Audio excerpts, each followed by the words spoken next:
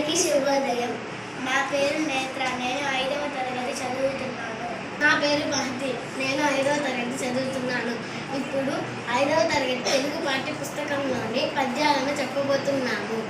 విద్య వలనను వినయంబు, వినయమునను బడయ పాత్రత, పాత్రత వలన ధనము, ధనము వలన ధర్మంబు, దీని వలన కాముష్మి కాసుకంబులంజనరుడు.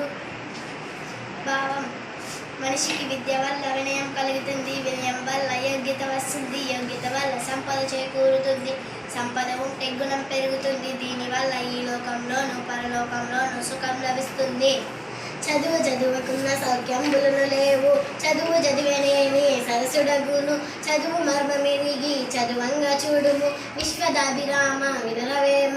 చదువు లేని వారికి సౌఖ్యం లభించదు, చదువుకున్న వాడే సరసుడు.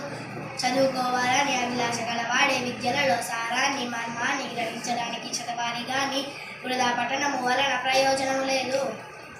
తరుల కొరకే నదులు ప్రవహించు, గోవులు పాలనిచ్చు, చెట్లు పూలు పూచు, పరహితము కంటే పరమార్థమున్నదా, లలిత సుగుణజాల తెలుగు బాల.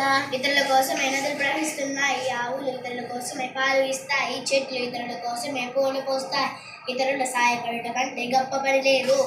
ఇమ్ముగా చదువని నోరును, నమ్మాయని పిలిచి ఎన్నమడుగని నోరును, తమ్ముల బిలువని నోరును, కుమ్మరి మన్ను ద్రవ్వినట్టి గుంటర సుమతి. ఇష్టంతో చదవని చదువు, అమ్మ అని పిలిచి అన్నమడుగని తమ్ముళ్ళను ప్రేమగా పిలవని నోరు నోరు కాదు. అలాంటి నోరు కుమ్మరివాడు తవ్విన మట్టి గుంట వంటిది. నిక్కమైన మంచి నీలమొక్కటి చాలు, తలుకు వెలుకురాళ్ళు తట్టడేలా, చదువు పద్యమరయ చాలదాయొక్కటి, విశ్వదాభిరామ వినరవేమ.